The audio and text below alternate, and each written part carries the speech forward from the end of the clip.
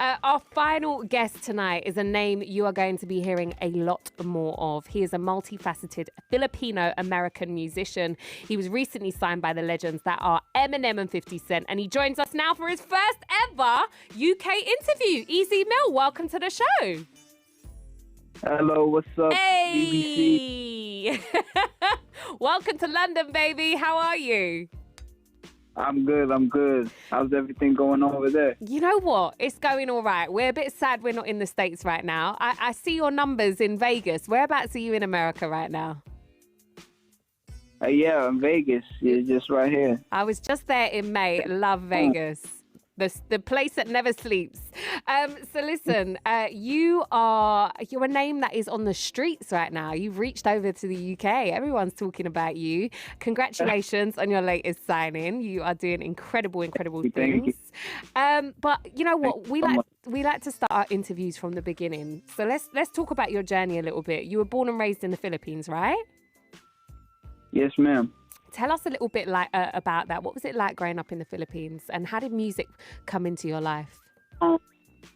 It's like a mix of like a lot of the feelings you would get. I mean, just bittersweet, you know. Like there's some things you could really look forward to.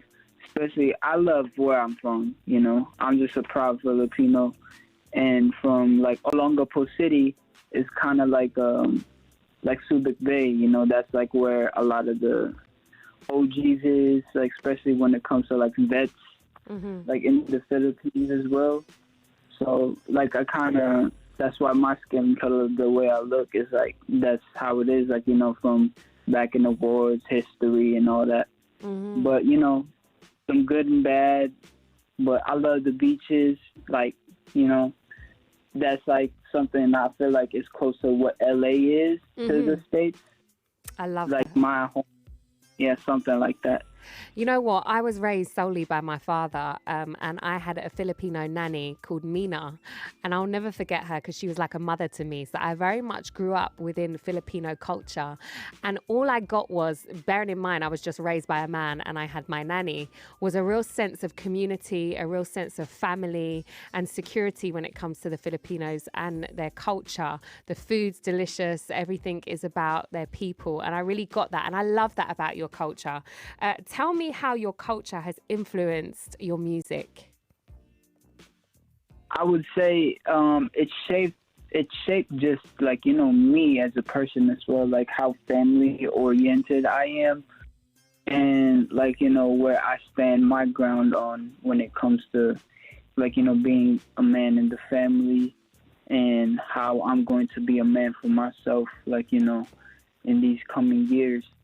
And I'm just glad to have, like, you know, been putting in work for people to, like, you know, hear what I'm about, and, like, you know, to keep creating more music that people want to hear. Well, I love that about you, and I love that you stay true to your roots as well, because your track, I hope I say this right, Panolo track Carinosa gained huge attention. I think it's got like 17 million streams on Spotify alone. What was the inspiration between blending Filipino dance and trap? That was that, because like also in high school growing up, that's like, you know, why like hip hop is like also huge in the Philippines. I was like trying to get into some dancing sometimes, and like in high school, like that's kind of where it was, like, you know, in like school activities. Cariñosa is like an ethnic dance, a folk dance. And, like, you know, I just chose that because of an idea that my mom told me when we was in LA before. And then I just mixed the two together because what was popping at the time was, like, you know, what they call the trap beats. And, like, even ever present, like, even digging back to some of the records that I loved growing up, like how the hi-hats are influenced, like, from the South and all of that. It's crazy. I love that. Congratulations again on your recent sign-in to Eminem and Dr. Dre's Shady Records, Aftermath Entertainment Interscope Records. Yes. You are the latest sign-in since the likes of 50 Cent. How does that feel to be one of the only few artists signed by these absolute legends? And how did it come about?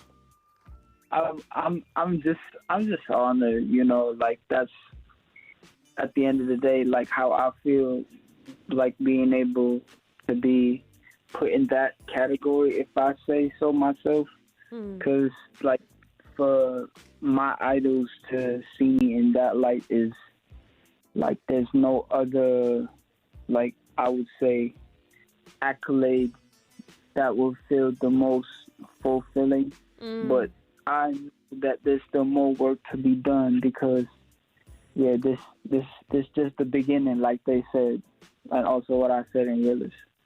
You say it's just the beginning. Duality Redux. You say it's just the beginning. You're really popping right now. Dr. Dre has said about you, played me EZ. I want to say EZ because here in England we say Z, but it's Z.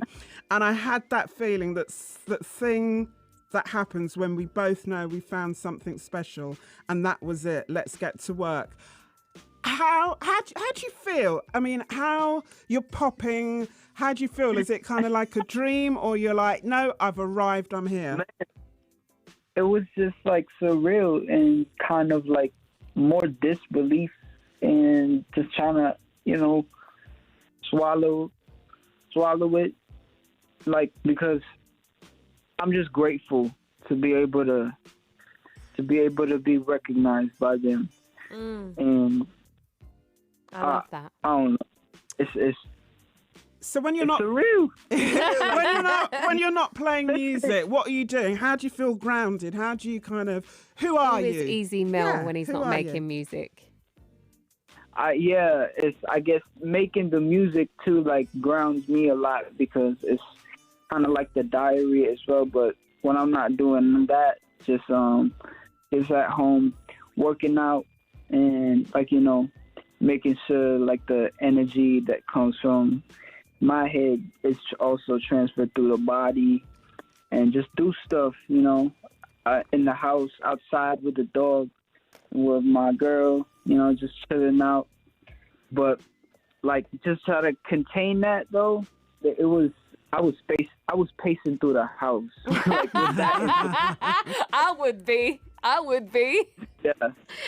That is incredible, and dreams do come true. And I must say, like, you know, I was listening to your track, Realist, which we will play very, very shortly, features and I thought, wow, like, you really show the dynamics in all that you can do. You sing, you rap, you can spit fast, you MC, you do it all. Like, you literally can switch up your flow. Like, it's incredible, and I'm so glad that they found you because I just see such a bright and long future for you.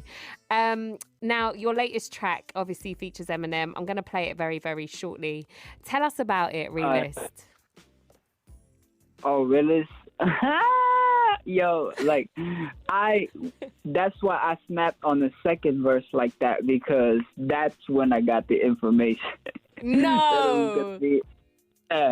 You know, because like on the first one, like it was especially just to kind of build it up, and then on the second one, I knew I was gonna do something.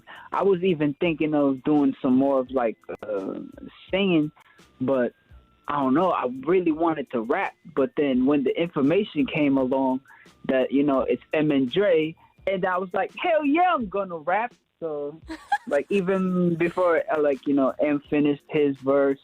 Like when all of that was going down, I did my thing on it. So yeah. We heard that. We felt that hunger. Did Eminem or Dr. Dre give you any good advice? If they've given you a piece of advice, what did they say to you? Be yourself. Be yourself. That's definitely like a takeaway I can say for now. That's We're hearing so much more of. He is a Filipino-American musician, recently signed by the legends that are Eminem and Dr. Dre, and he's here on the line now. Now, it's 50 years of hip-hop. It's hip-hop's 50th birthday today. We are going big here on the show because we love our hip-hop. How does it feel to be a part of hip-hop in this current era right now? I mean, it's just wild, like hearing that question. You feel me? It's like that, like these type of interviews. I'd be watching this like before just to go to sleep, like, like but watching my favorite rappers and then it's just crazy. So yeah, I work for it. I'm glad to be here. I'm glad to be here. I love that. Just, at the end of the day, I'm really glad to be here. And glad to have been put on here by M and Dre. There you go. M and Dre. I mean, if there's anyone to put anyone anywhere, you'd want M and Dre behind you. So you were good. Your latest LP was released today. I want to say it's Duality Redux. Is that right? Yes. Yes, ma'am. 12 tracks on there. What can people expect when they hear this LP? It's like for the fans, definitely the other chapter of the first side of Duality, because Duality in its first release, like it had more of the other like songs from before that. I was like kind of more singing, and on this one, it's like a refocus on the rapping side and showing off my pen. I love that. We are going to go into your latest track, but you have to promise us one thing because we're locked in now. When you come to London on your tour, because you going to be touring, boy, you have to promise us right now that you're going to join us here live in the studio, myself and Kim. First stop. All right. Yeah? That's a deal? That's the deal. I can't wait. Deal or no deal. Yes, ma'am. I look forward to meeting you, Han. In the meantime, I wish you all the success. Thank you so much for joining us on tonight's show. If anybody wants to follow you, my honor. If anyone wants to follow you, engage with you, listen to your music, where do they need to go? Easy Mil everywhere on every platform. And the only difference is Ezekiel Miller on Instagram. So y'all can go follow me on there. And just keep your eye peeled for more music, more content. Easy Mil, you're an absolute legend. Thank you so much for joining us.